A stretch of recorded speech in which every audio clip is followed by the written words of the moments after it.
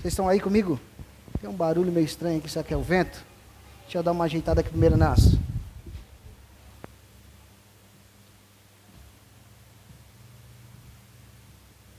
Vamos ver se parou.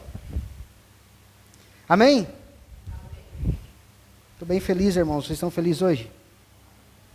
Glória a Deus. Também estou muito feliz de poder mais uma vez, Deus dar graça para a gente estar reunido, né, irmãos? Mais uma vez, Deus dá essa oportunidade de nós estar aqui se alegrando na presença dEle e assim também meditando na sua palavra. Eu quero abrir, irmãos, e quero meditar na palavra do Senhor com os irmãos no Evangelho que escreveu Mateus, capítulo 5. Texto bem conhecido. Abra comigo, então, no Evangelho de Mateus, capítulo 5. Nós vamos fazer leitura de apenas aqui, verso 14 ao 16.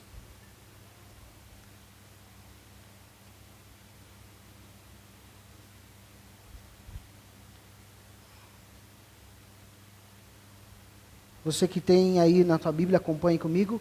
Então você pode acompanhar ali pelo telão. Acho que a K vai mudar para nós, é Ará. É Hará. Os irmãos não estão entendendo, né? Por isso que nós estamos falando mistério aqui. Essa é a tradução da Bíblia. A qual é igual a minha aqui. Obrigado, Karina. Amém, meus irmãos? Vamos fazer a leitura então? Eu vou ler com vocês ali. Você pode acompanhar, você que tem a Bíblia, ou que você que quer acompanhar no telão também pode acompanhar. Mas eu peço que você depois permaneça com a palavra, as escrituras abertas, para que a gente venha meditar no texto assim e olhar ponto a ponto. Amém? Diz assim a palavra do Senhor, verso 13, melhor assim dizendo. Volta Karina, para mim. Isso, verso 13, capítulo 5, verso 13, a palavra do Senhor diz assim, em Mateus 5,13, então, vós sois o sal da terra. Ora, se o sal vier a ser insípido, como lhe restaurará o seu sabor? Para nada mais pressa, senão para ser lançado fora, ser pisado pelos homens. Vós sois a luz do mundo. Não se pode esconder a cidade edificada sobre o monte.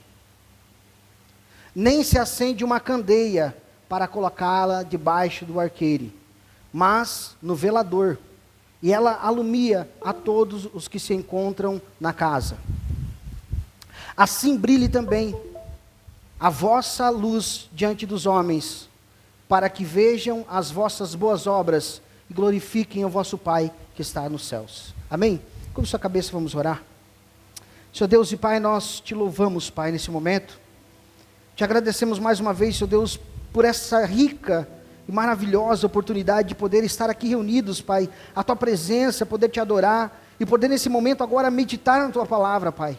E o nosso pedido aqui, Senhor Deus, é que o Senhor venha nos conduzir por ela, Senhor Deus, que o Senhor venha abrir o nosso entendimento, o nosso intelecto, Senhor Deus, e que o Senhor torne-nos cativa a nossa mente, Senhor Deus, ao entendimento da Tua palavra, e que ao entender essa palavra nós possamos tirar boas aplicações para a nossa vida, boas aplicações práticas para o cotidiano nosso, Senhor Deus, diário, enquanto estamos aqui caminhando por essa terra, Pai. Assim, Deus, eu peço que o Senhor use a minha vida, Pai, segundo a Tua bondade, a Tua misericórdia, Senhor Deus, em nome de Jesus nós te pedimos e te agradecemos, amém, e graças a Deus, amém, meus irmãos?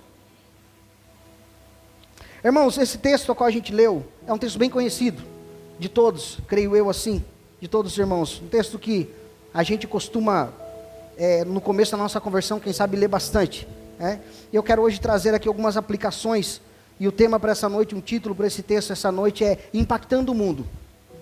E nós vamos tirar algumas práticas ou algumas aplicações práticas, melhor assim dizendo, para a nossa vida, a partir desse texto de hoje. Eu quero aqui meditar com os irmãos e tirar. Jesus aqui, irmãos, proferiu o famoso Sermão do Monte, um pouco antes, né, dessa passagem aqui. E ele agora, concluindo as bem-aventuranças, ele dirige a palavra aos seus discípulos, agora aqui nesse verso 13 ao verso 16, chamando a atenção deles, para que eles, com essa metáfora, assim dizendo, sobre ele ser o sal da terra e a luz do mundo. Aí olhando mais profundo, irmãos, nas escrituras, indo mais profundo nelas, a gente vai entender o porquê que Jesus está falando isso aos seus discípulos. E porquê que ele traz hoje para nós essa aplicação também. Esse texto serviu lá para os discípulos e serve para nós, porque nós, glória a Deus, por isso somos também discípulos de Jesus. Então isso também aplica-se a nós nessa noite, irmãos. Nós somos chamados filhos de Deus, servos do Senhor, discípulos do Senhor, a qual somos reconhecidos como sal da terra e luz desse mundo. E nós precisamos, assim como os discípulos foram chamados a atenção, impactar essa terra e esse mundo ao qual a gente vive. É uma palavra forte, impactar, irmãos, mas é isso mesmo, é impactar, é um impacto, é uma influência. E hoje nós vivemos no mundo digital, irmãos, e quanta influência nós vemos. Quanta influência, hoje, a pessoa não era ninguém ontem, mas hoje ela falou uma palavra e pronto, ela tem 1 milhão, 2 milhões, 5 milhões de seguidores e ela se torna uma influente. Talvez uma palavra boa que ela disse, mas e o resto? E o resto que essa pessoa descarrega sobre a sociedade? E o resto que ela vai influenciar e vai passar para a sociedade? O impacto que ela vai causar na nossa juventude, nos nossos filhos menores. Então o mundo também, irmãos, assim é de influências. E hoje ainda com o mundo digital ainda mais. Então Jesus aqui está chamando agora a atenção dos seus discípulos, irmãos, para a significativa da influência, do quanto eles devem influenciar esse mundo, trazendo honra e glória para Deus. Agora no contexto dessa metáfora, irmãos, aqui eu quero trazer um conhecimento talvez para os irmãos essa noite, para entender o porquê que Jesus falou isso. Por que Jesus trouxe essa metáfora para os discípulos? Por que ele falou essas coisas agora para os discípulos do Senhor Jesus? Quer dizer, para os seus próprios discípulos, melhor assim dizendo. E eu quero citar aqui alguns, irmãos, alguns religiosos da época, ou assim, classes de religiosos daquela época de Jesus. Porque aquele período interbíblico que a gente costuma dizer, né, aquela página em branco que tem na tua Bíblia ali, né, no meio entre o Antigo Testamento e o Novo Testamento, a qual o Senhor parou por muito tempo de falar com o povo de Israel, o povo meio que ficou à deriva, ficou à sua própria vontade, e ali surgiu algumas separações de classes religiosas, e eu quero aqui falar sobre alguns com os irmãos, antes de nós entrar na aplicação desse texto, e talvez você se identifique com algum desses grupos, e eu espero, a minha oração é que você não se identifique, porque se você se identificar com um deles, ao final dessa ministração, tu vai precisar rever seus conceitos, quem sabe pensar muito bem, sobre que tipo de cristandade você está vivendo, que tipo de discípulo que eu e você estamos sendo. Então eu espero que você não se identifique, que você olhe e fale, eles não estavam certo. Por isso que Jesus aplicou para os seus discípulos. Então, irmãos, o primeiro grupo de religiosos que eu quero citar aqui com os irmãos, são chamados essênios. Alguém já ouviu falar sobre os essênios? Não, né? Eu imaginei. Porque é bem difícil a gente ir a fundo para entender, e a gente precisa entender o que Jesus estava falando com seus discípulos, e assim falando para nós, o porquê que ele falou isso com tanta clareza. Olha, vocês são o sal do mundo, a luz da terra, o sal da terra, melhor dizendo, e a luz do mundo. Por que Jesus está falando isso? Então os essênios, irmãos, é o primeiro grupo aqui. Esse grupo era um grupo separatista, um grupo que se isolou à margem do Mar Morto, fugindo de Jerusalém. Mas eles não fugiram por acaso e não se isolaram por acaso. Eles se isolaram, irmãos, do mundo, depois de uma forte profanação no templo de Israel. Nesse período interbíblico, muitas coisas aconteceram. E uma delas, a profanação do templo. Coisas imundas no templo de Israel, no templo de Jerusalém. E esses agora, chamados essênios, esse grupo se separa e fala, não, nós não queremos mais viver com vocês. Nós vamos se separar, vamos para a beira do Mar Morto, vamos ter uma sociedade lá nós, vamos se isolar de tudo, por causa dessa profanação. Isso aconteceu por volta de 150 a.C. de Jesus.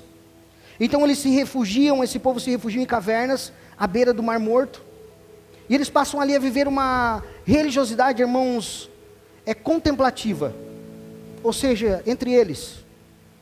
Eles se tornam ali religiosos entre eles, com orações, leitura dos textos antigos, do Antigo Testamento, mas completamente isolado e separado da sociedade, porque o templo foi profanado, isso escandalizou eles tanto, sabe aquela história que a gente fala, já ouviu isso? Eu ouvi essa semana, alguém contou de alguém, eu acho que foi meu cunhado, falou de alguém, um amigo dele que contou para ele, falou assim, olha, né, ele entrou no carro com ele, e o cara, ele foi dar uma carona pro cara, o cara estava com cheiro de cigarro, daí ele falou assim, fumasse.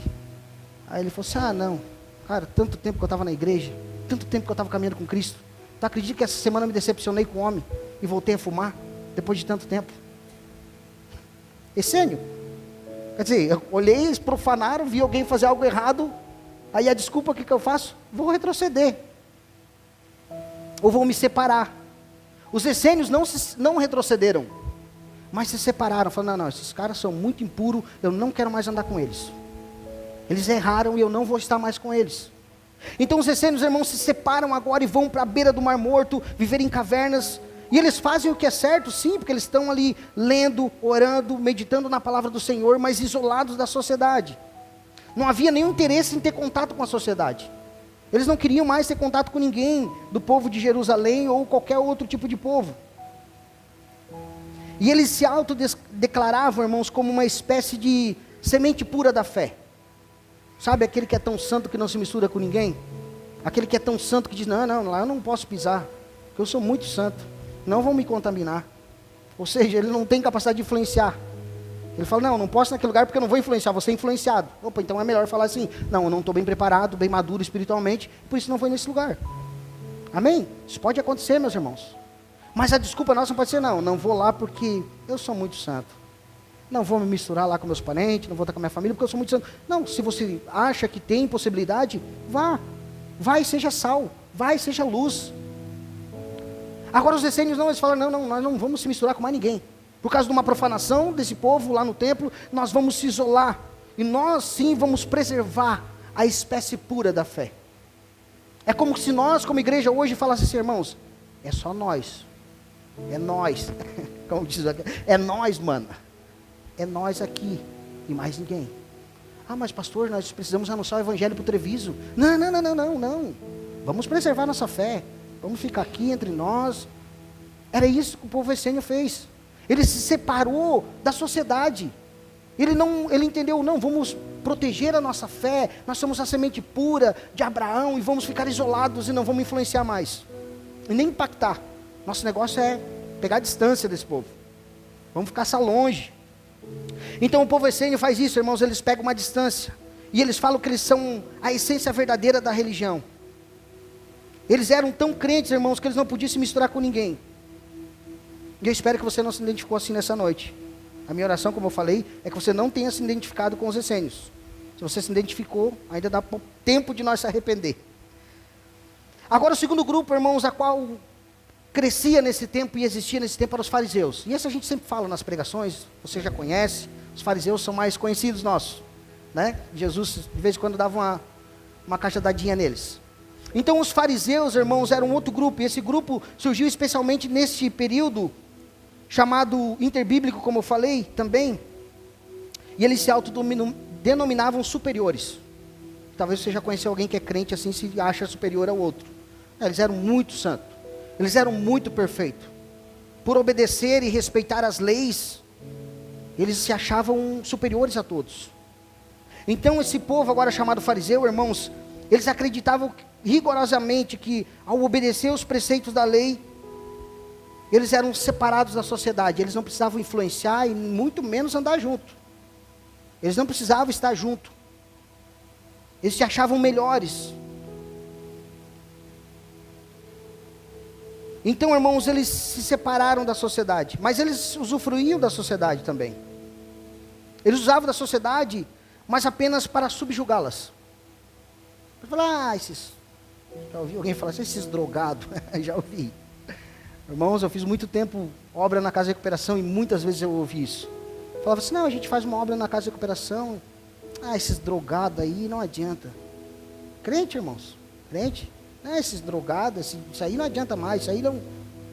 Porque talvez nunca passou por isso, talvez cresceu num berço cristão, talvez nunca usou uma droga, mas quem sabe teve outros pecados, e tem, quem sabe não, certeza tem, e teve outros pecados. Mas eles pegavam e subjugavam agora a sociedade. Os fariseus tinham isso, eles tinham um ar de superioridade, e subjugavam agora a sociedade. Ou seja, eles diziam, nós somos perfeitos, vocês não. E nós conhecemos pela palavra de Deus algumas ações deles, que eles faziam orações em público, orações para demonstrar a santidade deles e a perfeição deles, falavam em alta voz. Jesus algumas vezes falou para os discípulos e apontou para eles. E as orações deles, irmãos, eram umas orações que denegriam os outros. E a oração deles não era por intercessão pelos outros, mas as orações deles eram assim, ó: Senhor, obrigado por eu não ser publicano.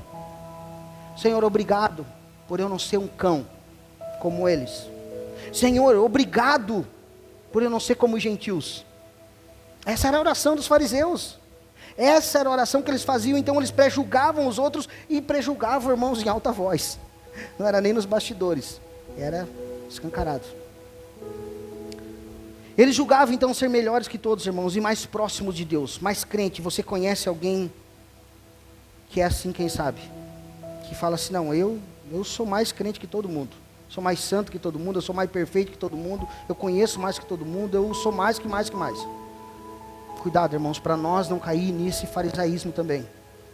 Então agora Jesus está falando para os seus discípulos: olha, existem esses caras também, os fariseus, que era, como eu falei, mais uma classe que lá estava, irmãos, e que eles tinham essa perspectiva da vida deles, que eles eram perfeitos, e por isso eles não estavam com a sociedade, eles estavam separados da sociedade, por serem tão bons, por eles respeitar a lei, pelo menos a lei aparente, porque Jesus várias vezes disse para eles: vocês, em uma passagem Jesus disse: vocês coam uma mosca, mas vocês engolem um camelo, querendo dizer que na lei cerimonial e nas leis de cuidados, tinha uma lei que ao tomar um suco, você precisava coar aquele suco, uma bebida, para que não tivesse nenhum mosquitinho e tu, viesse ingerir esse mosquito, porque senão era pecado, ou fazia mal. Então eles coavam o suco, coavam tudo que eles iam tomar. Mas Jesus disse: mas nos bastidores eu sei que vocês comem um camelo, engolem um camelo. É como Jesus, eles falaram quando Jesus curou aquele cara no sábado: mas convém o Senhor curar esse homem no sábado? É contra a lei.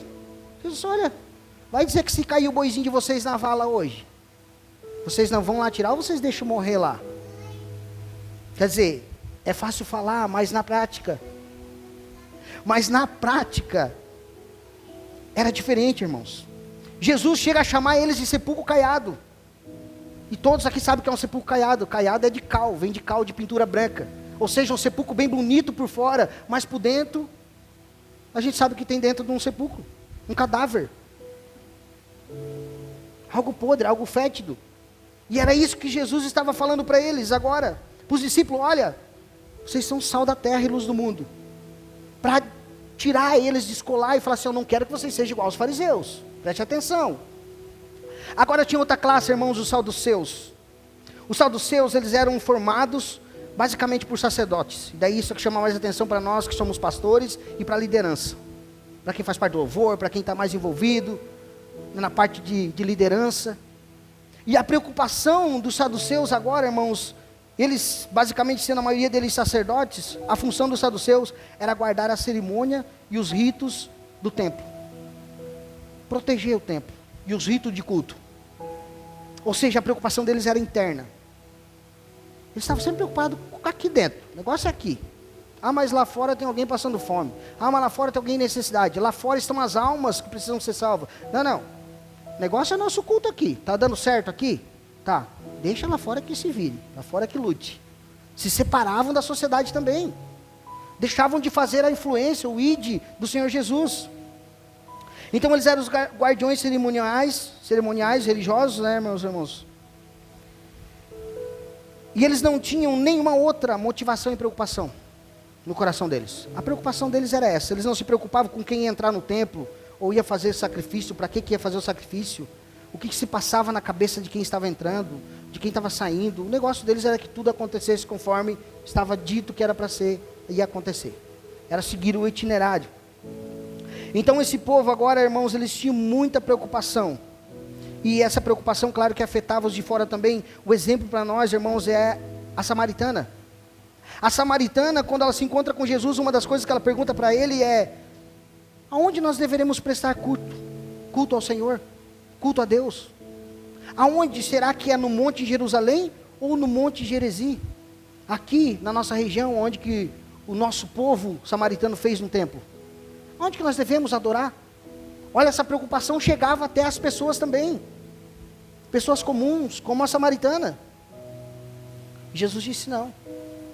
Não é no Monte Gerezim, não é no monte lá em Jerusalém. Não é. Não é lá e nem aqui.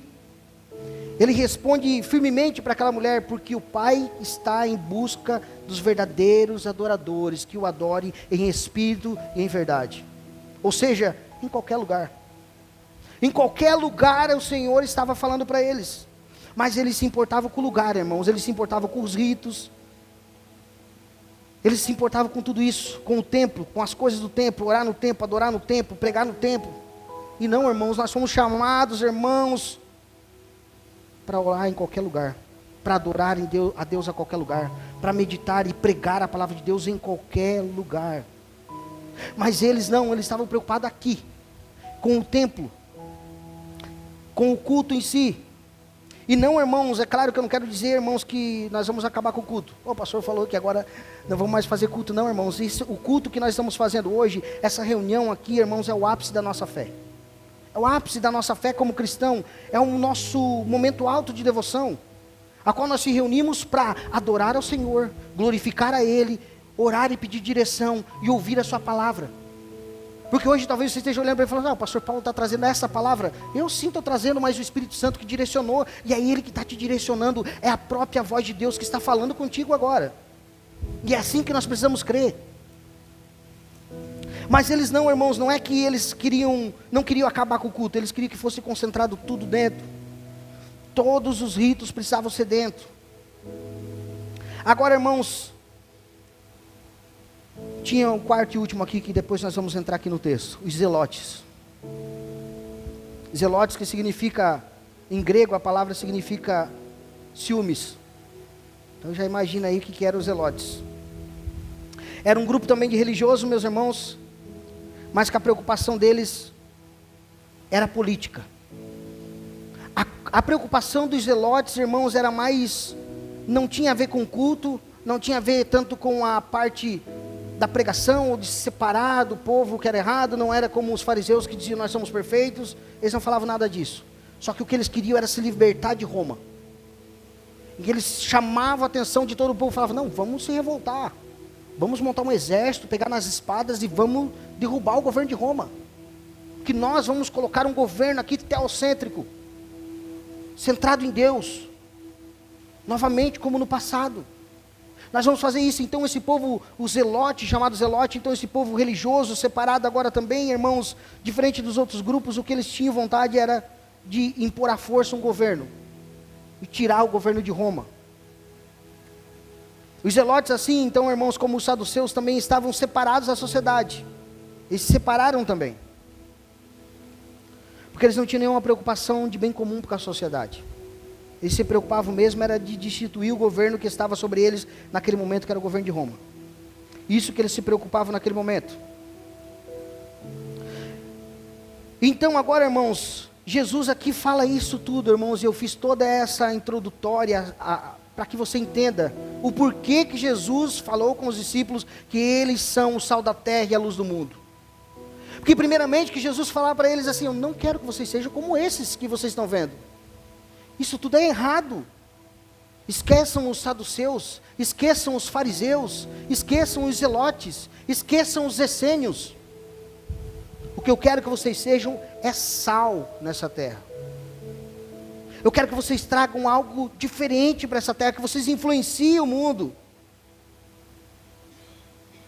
Ele chama a atenção então para os discípulos não serem desse grupo, nenhum desses grupos, desses 4 pelo menos que eu citei aqui. A intenção de Jesus então é formar um grupo realmente, irmãos, comprometido com o propósito do reino de Deus. Essa é a intenção de Jesus, um grupo que impactasse o mundo, transformasse o mundo e influenciasse o mundo. Então Jesus está dizendo: olha, eu não quero que vocês sejam dessa classe, ou de nenhuma dessas classes. Eu vim fazer vocês discípulos, mas eu quero que vocês olhem para mim, e sejam exemplo como eu sou, como aquele que falou com a samaritana, como aquele que tocou nos leprosos, como aquele que foi tocado pela mulher impura, com fluxo de sangue. Eu quero que vocês estejam ao meio do povo. Eu quero que vocês sejam influência no mundo, impacte o mundo. É isso que Jesus chama a atenção deles agora, e chama a nossa atenção, irmãos. Nessa metáfora aqui, então, a qual ele apresenta para os discípulos, é essa a intenção dele. E é isso que ele espera de nós hoje também. Então eu entro aqui no texto, irmãos, no verso 13, e ele começa falando: vós sois o sal da terra. Então o primeiro ponto aqui, irmãos, que eu quero falar e olhar e analisar com os irmãos, é que nesse tempo que Jesus está falando aqui, irmãos, e que ele compara os seus seguidores com o sal da terra, eu quero aqui expor alguns pontos sobre sal. Talvez você já ouviu alguma coisa, vocês, as mulheres, talvez que mexem mais com os condimentos, têm maior entendimento que nós homens. Mas muitas vezes a gente precisa buscar conhecimento para a gente trazer boas aplicações para a nossa vida. Então quem sabe pergunta para a tua mulher o que o sal faz, que ela vai trazer outras coisas além do que eu vou falar essa noite. Né? Que a esposa está mais acostumada a mexer com temperos. Mas enfim, irmãos, no tempo que Jesus está falando aqui, o sal, irmãos, não era como hoje. Hoje nós vamos ali no mercado, eu nem sei quanto está custando o sal. Talvez R$2, R$3 o quilo. Esteja enganado, é isso? Porque faz tanto tempo que eu não compro sal. Mas acho que por aí, vamos botar que seja R$5. É muito barato o sal hoje. É barato. Só que no tempo em que Jesus está falando para eles, o sal, irmãos, era de extrema importância. Nesse tempo era tão importante o sal que era considerado como ouro branco. Tinha valor de ouro, tinha valor da prata. Não era todos que tinham sal ou acesso ao sal. Era um condimento, uma especiaria muito valorosa. Hoje para nós a gente quase não dá valor, está aí, né? Está dando até pressão alta, de tanto sal o cara come. Mas naquele tempo não, naquele tempo era difícil. Era difícil, então era comparado nessa época que Jesus está falando, tão importante quanto o ouro. E para nós ter uma ideia, irmãos, da qual a importância do sal, quando você recebe ao final do mês de trabalho, você recebe o quê? Você lembra não? O teu salário. Sabe de onde é que vem o salário? Do sal. Interessante, né? Você sabia disso? Não? Do sal. Porque era tão importante, tão valoroso, que o pagamento do teu trabalho era feito com sal. Imagina quão importante que era. Imagina hoje, alguém que trabalha um mês, alguém chega e te dá 1 quilinho de sal.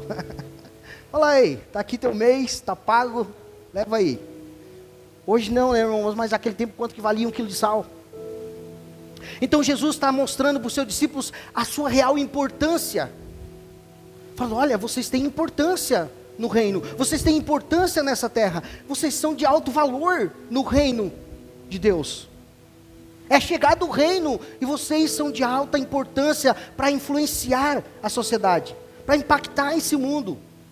Não como esses outros 4 classes a qual nós temos hoje, mas diferente dessas 4 classes. Então, irmãos, era tão importante, como eu falei, que o salário hoje vem do sal, né? E graças a Deus nós não recebemos sal, né, irmãos? Senão não ia ser fácil. Agora, irmãos, o sal também ele tem alguns adjetivos, algumas coisas boas que ele faz, e não só o valor quanto ele tinha naquele tempo, a importância que ele possuía naquele tempo como valor, mas o sal também pode ter grande valor também, irmãos, em muitos benefícios. E o primeiro benefício que nós podemos ver aqui é o antisséptico. Talvez os mais novos não vão saber nunca o que é isso, né? Mas nós mais velhos sabemos o que é isso. Quando o pai falava assim, eu vou fazer uma salmoura no teu lombo. Você sabe o que é, né? Salmourinha no lombo, né? Só nós sabemos o que é uma salmoura no lombo. Eu nunca ganhei uma salmoura no lombo, mas reza a lenda, meu falecido pai falava que ele ganhava uma salmourinha de vez em quando. Que era quando a mãe pegava de vara e dava aquelas esfoladas nas costas. Aí passará para não inflamar, né? A mãe, a mesma vara que corrige, né? A mesma que fere, é a mesma que cuida. A mãe e o pai preparavam uma salmourinha e passava no lombo, né? Para curar. Antisséptico. Caía, ralava, não tinha mentiolato. Lembra o mentiolato ardia? Mas imagina sal, irmãos. Imagina a salmourinha passando naquele joelho ralado. Né? Só que, já dizia meu falecido pai, o que arde cura, sarava. É lógico que era antisséptico.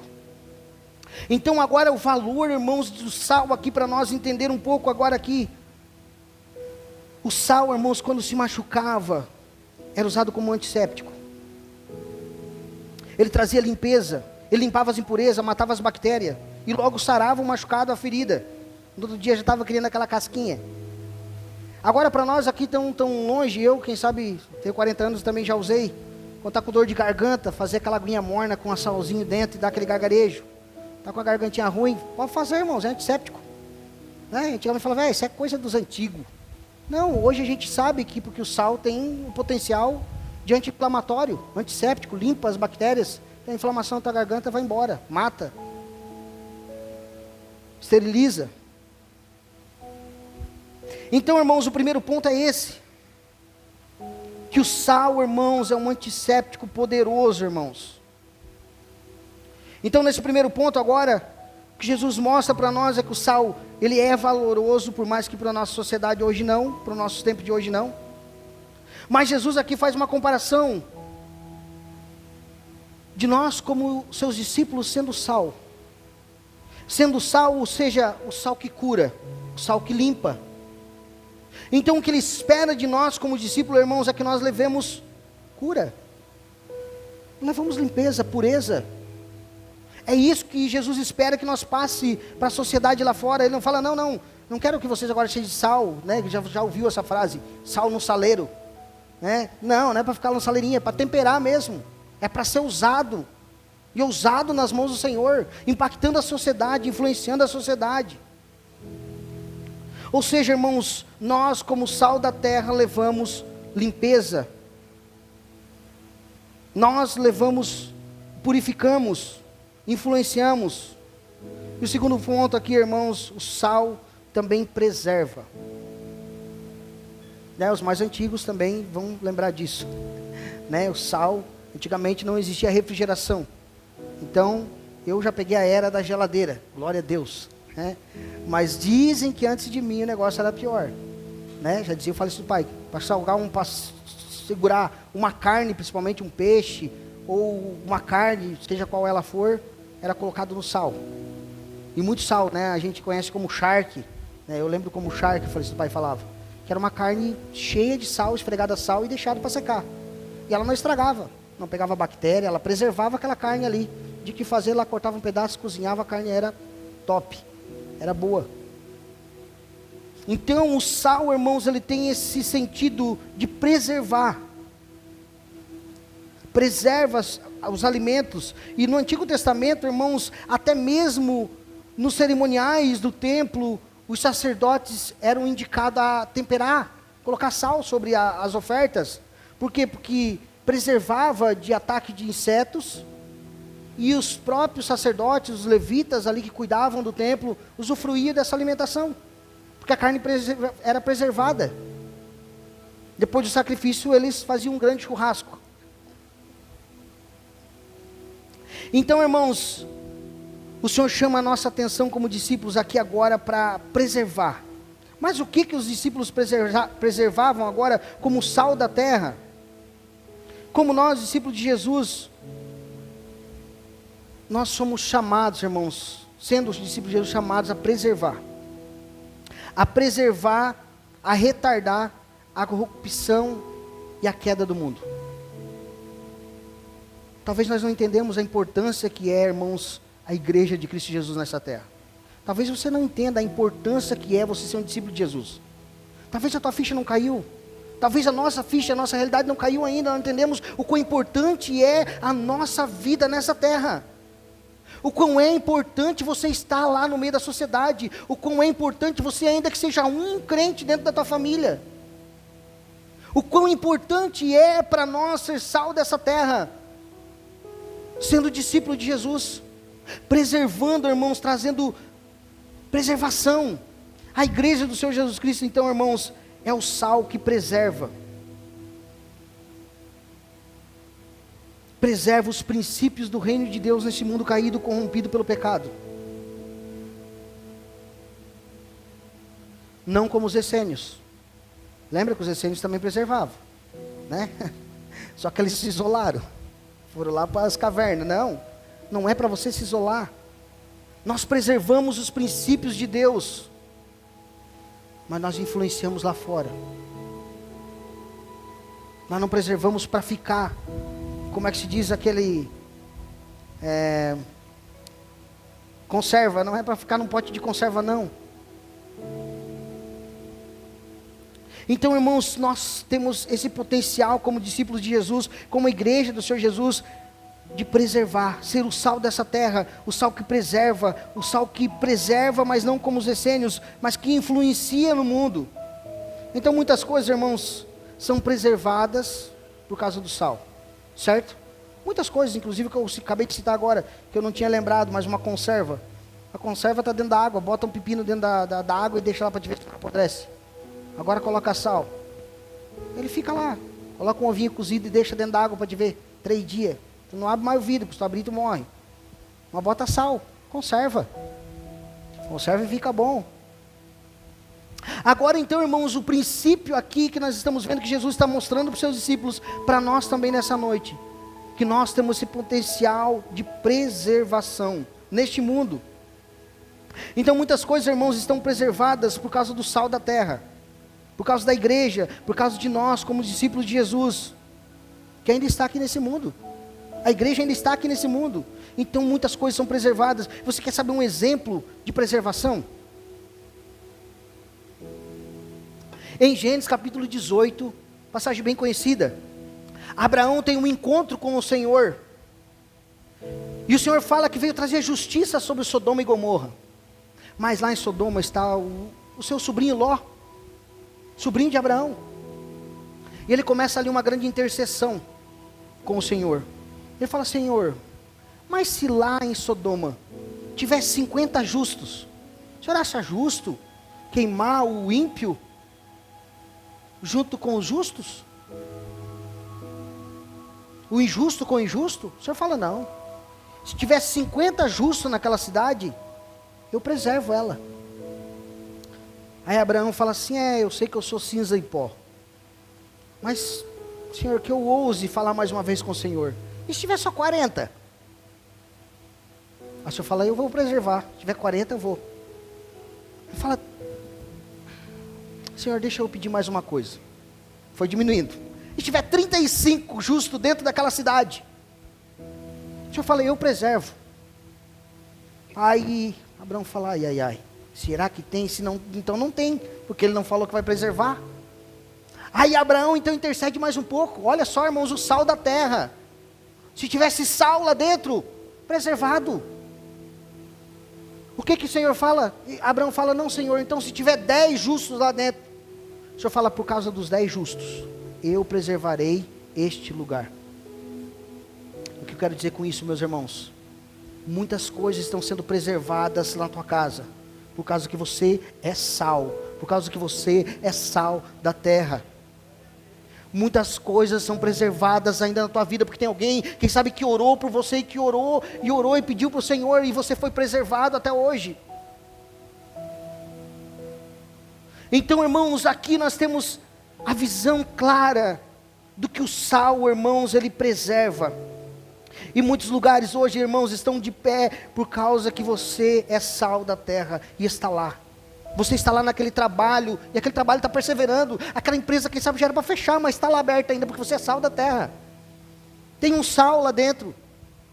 E o Senhor fala: eu vou preservar, por causa desse sal aqui.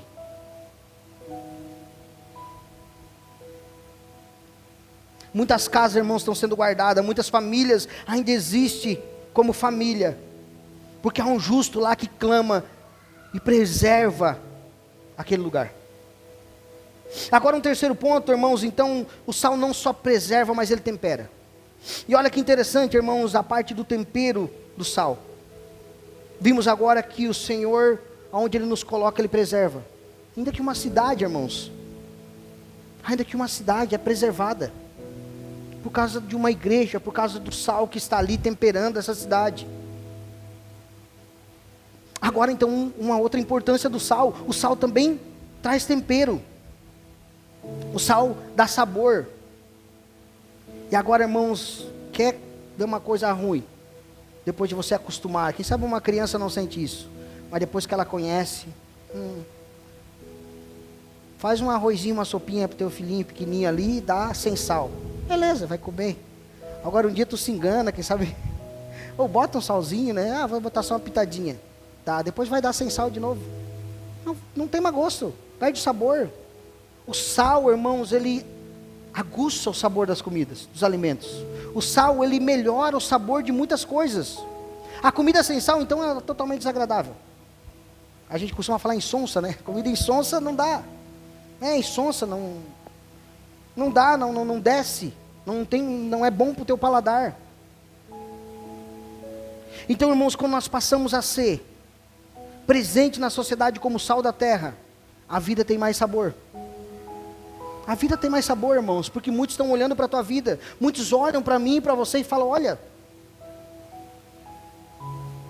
por causa dele, por causa desse sal aí, eu vou perseverar mais um pouco.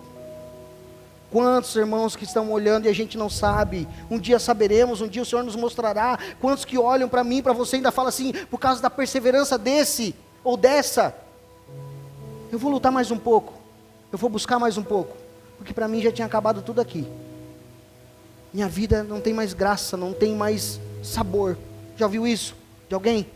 Alguém fala, minha vida não tem mais sabor. E é um momento que eu e você entramos para temperar, para trazer sabor a essa vida. Falar em Jesus tem vida, e vida com abundância. Uma vida feliz, uma vida alegre. Afinal, irmãos, qual era o sabor da nossa vida antes de entregar a vida para Jesus? Era uma vida num fim em si mesmo. Era uma vida sem perspectiva. Uma vida de tristeza. Uma vida de altos e baixos. A minha esposa às vezes fala para mim. Às vezes eu estou passando um momento de dificuldade, de luta. E ela olha para mim e fala assim, não sei como é que tu consegue estar rindo. Não sei como é que tu vai dormir em paz hoje. Eu falo, glória a Deus. Paz, deito e me levanto, e logo deito e logo durmo, porque até aqui o Senhor me sustentou, nos ajudou. No passado eu não tinha paz, meus irmãos. Parecia uma falsa paz, né? Paz, mas não tem paz. Hoje não, irmãos, eu tenho paz. Paz em Cristo. Tenhamos paz em Cristo, irmãos. Hoje nós temos sabor em viver a vida. Se encontrar em Deus e achar um significado para a nossa vida, irmãos. É viver em Cristo, é estar em Cristo. É uma nova vida com sabor, e um sabor bom. Então, irmãos, o sal da terra traz sabor às coisas. Agora o que nós não podemos ser, irmãos, quem sabe sal grosso. Você vai me entender o que eu quero dizer agora. Sal grosso, irmãos, é um sal difícil de acertar o tempero. Você pode temperar uma carne para assar, botar bastante sal grosso em redor, tu assa, ela fica ótima. Quando tu bate aquele salzinho grosso, fica mais um pouquinho na beiradinha, aquela parte é que eu mais gosto, aquela que tem um salzinho. Estralar no dente. Agora vai temperar um arroz com sal grosso. Tu não acerta a dose nunca. Porque tu vai falar, será que eu boto 2 pedrinhas ou 3? Será que eu boto a mesma quantidade daquele sal da saleira refinadinho ou não? Não vai fechar. Não dá. O tempero não vai ficar bom, ou vai ficar muito salgado ou insonso. Ainda mais que é pedrinha, ele vai derretendo. Às vezes tu pensa assim, não, dá pra... experimenta. Eu acho que vou botar mais um pouquinho, daqui a pouco ele derrete. Experiência própria, irmão. Já faltou sal na tua casa e tu temperou comida com sal grosso? Eu já. Né? Espero que na tua nunca falte. Porque como eu falei, hoje é tão fácil encontrar o sal que a gente não dá tanta importância. E esquece, eu falo, não, mas eu tenho um salzinho de churrasco lá. Vai lá e tempera para te ver. Depois já tu vai comer. Então, irmãos, o que nós não podemos ser é sal grosso. O sal grosso, irmãos, é difícil de encontrar a dosagem correta para o tempero, para temperar uma comida. Agora, uma comida doce demais, você até come, já comeu algo que é doce? A gente costuma falar que parece um melado. Meu Deus, isso aqui ficou tão doce que parece um melado. Mas tu não joga fora, tu come. A tia Beth que lute.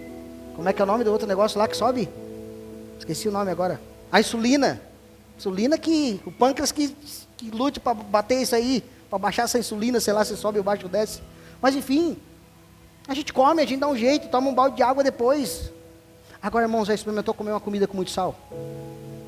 Não vai, irmãos, não vai. Pode estar morrendo de fome, não desce. Não vai, não tem como. Ela fica impalatável, não tem como. Tu bota na boca e já quer botar para fora. É muito salgada. Então o alimento, irmãos, quando ele torna-se muito salgado, é impossível comer. Então o que nós não podemos ser é um sal nessa terra, um sal grosso. Nós precisamos, irmãos, na verdade, ser temperados. temperantes na sociedade e nesse mundo. Para quem cozinha aqui vai entender o que eu estou falando.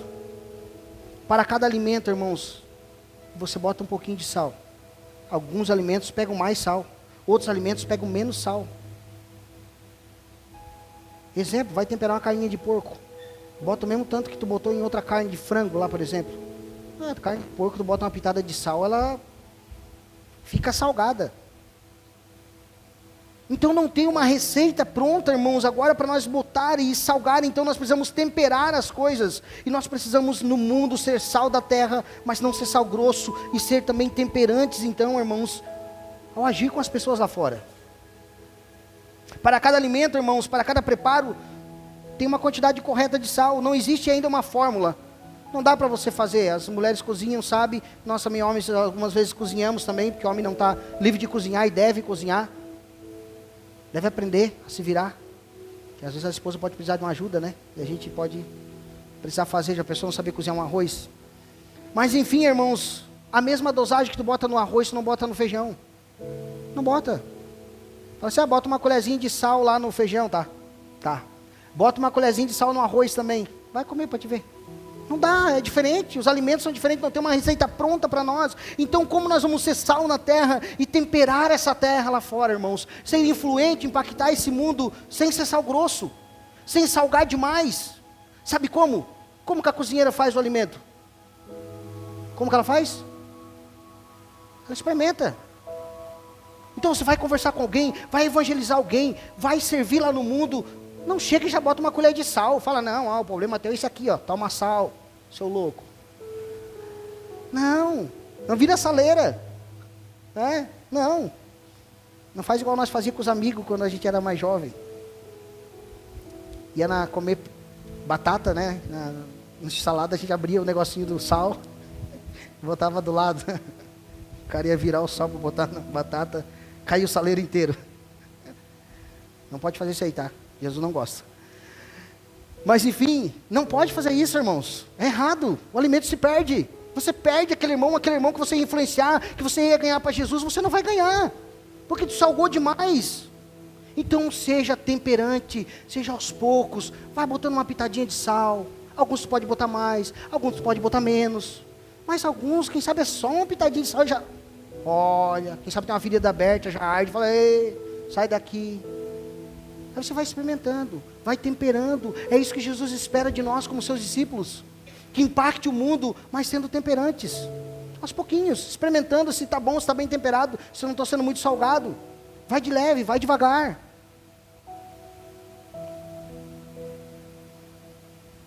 Amém, meus irmãos? Então, irmãos, nós precisamos ser temperantes na hora de anunciar o Evangelho ao mundo. Nós precisamos provar. E aos poucos, provar. Ver até onde que nós podemos ir. Coloca um pouquinho. Experimenta. Coloca uma pitadinha. Experimenta mais um pouco. Quem sabe lá na tua família. Quem sabe lá na tua casa. Quem sabe no teu parente. Quem sabe lá no teu trabalho. Então as pessoas falam assim, fulano ali até é crente. Eita, mas se é o sal da terra, deve ser um sal grosso daquele... lá do Himalaia, aquele rosinha, aquele é forte, aquele tempera mesmo. Então nós precisamos ser temperantes, irmãos. O sal que dá sabor aos alimentos, o que Jesus está falando aos seus discípulos, é que nós precisamos ser esse sabor lá no mundo, que dê sabor, que dê, irmãos, então que seja bom, palatável ao nós compartilhar as boas novas do Evangelho. Apresentar a presença, da igreja, irmãos, é muito importante nesse mundo. Porque a presença da igreja nesse mundo, irmãos, é que dá sentido e sabor à vida. Agora um outro ponto, irmãos. Eu vou correr um pouquinho mais para frente aqui para nós caminhar para o encerramento. O sal também dá sede. O sal também dá sede, irmãos. Então, nós como igreja, sal da terra, precisamos causar sede nas pessoas. A palavra diz, irmãos, que o mundo não busca a Deus, que o mundo não quer a Deus, não tem interesse pelas coisas do alto. A palavra de Deus diz isso. Então as pessoas precisam olhar para nós, irmãos, e se perguntarem, por que ela, porque ele é tão diferente assim? diferente das outras pessoas. Precisa notar a diferença em nós. Que alegria é essa? Que paciência é essa? Será que estamos sendo pacientes com as pessoas lá? Ou estamos tacando sal grosso já na ferida para ver se cura de uma vez? Como diz aquele. Ou cura ou mata. Não, irmãos, nós fomos chamados para curar, não para matar. Que compreensão é essa? Será que as pessoas olham para nós e falam assim, eu também quero isso para mim? Será que as pessoas olham para nós, podem olhar para nós, irmãos, e sentir essa sede?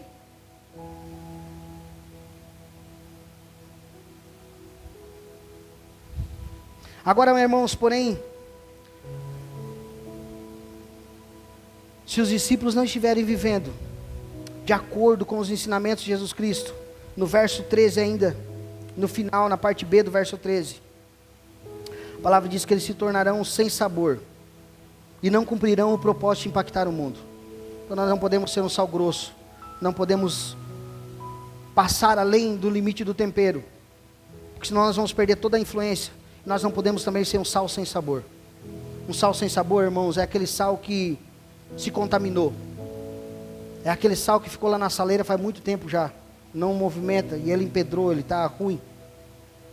Talvez você já provou disso, tem um sal guardado lá que ele perdeu o sabor. Então um sal que se contaminou pelas coisas dessa terra, em vez de influenciar, ele foi influenciado. E a palavra diz aqui, então Jesus fala aos seus discípulos que ele não serve para mais nada, a não ser para virar a estrada, para ser pisado pelos outros, para ser colocado ao caminho e ser pisado pelos homens. Então eu quero correr um pouquinho mais aqui à frente, irmãos, e dizer que nós precisamos ser, irmãos, que nós sejamos sal, que preservemos o sabor do Evangelho nessa geração, meus irmãos. Que nós possamos ser o sal da terra nesta geração. Nós não sabemos a volta de Jesus, quando Ele vai voltar para todos nessa terra. Não tem uma data marcada. Não sabemos. Pode ser que volte para mim hoje, para você amanhã, ou depois da manhã, daqui um mês, 2 meses. A verdade é que quando nós partir dessa terra, Ele já voltou. Mas para todos nós não sabemos quando. Então nós precisamos continuar sendo influentes nessa terra, sendo sal da terra, sendo influência, temperando esse mundo, impactando esse mundo com o Evangelho, meus irmãos. É isso que Jesus esperava dos seus discípulos, e é isso que Ele espera de nós. E eu vou me encaminhar aqui para o encerramento, irmão, senão nós vamos gastar mais uns 10 minutos aqui. Então, eu vou me encaminhar aqui para nós encerrarmos esse texto. Eu vou ficar por aqui, não vou expor os outros versículos, mas nós vamos para a conclusão. Os outros versículos aqui, Jesus vai chamar a atenção que nós não somos só o sal, mas nós somos a luz do mundo. A luz do mundo, irmãos, não quer dizer que nós somos uma luz que tem luz própria. Porque Jesus disse em João, capítulo, não lembro agora aqui certo, corretamente, qual era o capítulo, acho que, salvo engano, capítulo 4, que Ele é a luz do mundo. Então nós não somos como o sol, irmãos, que tem luz própria. A palavra diz que Jesus é o sol da justiça. Ele sim tem luz própria. Nós somos mais como uma lua.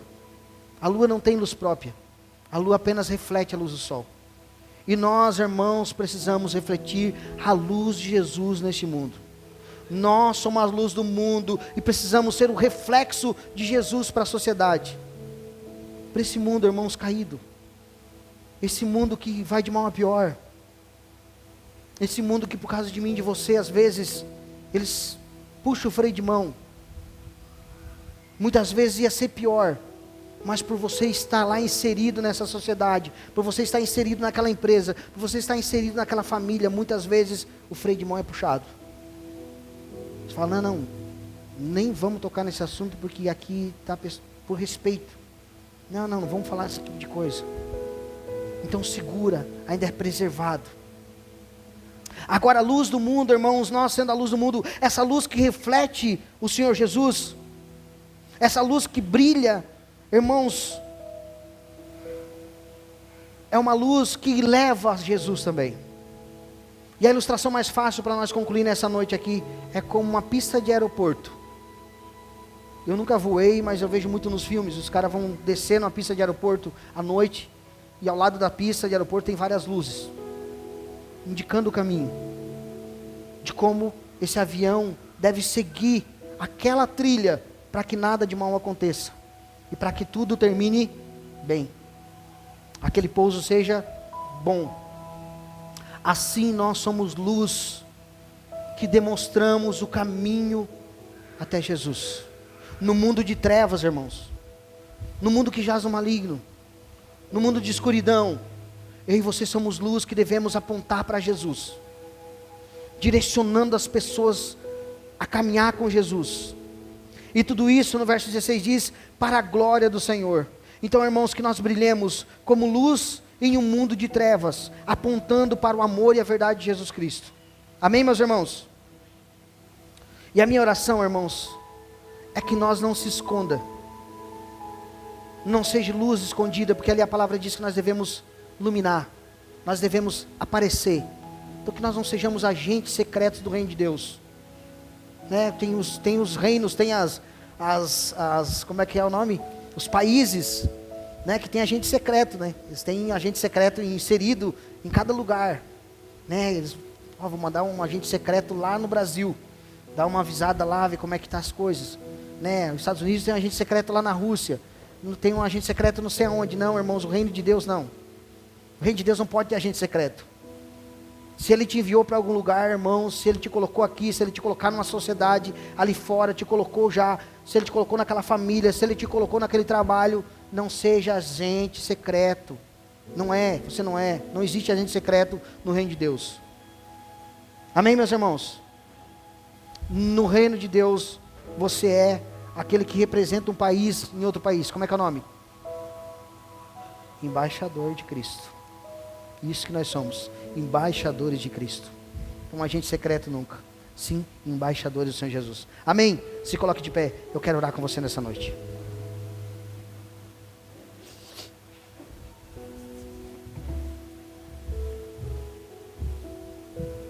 Então, irmãos, nós não devemos esconder a luz de Cristo. Não devemos de forma alguma esconder a luz de Cristo que brilha em nós.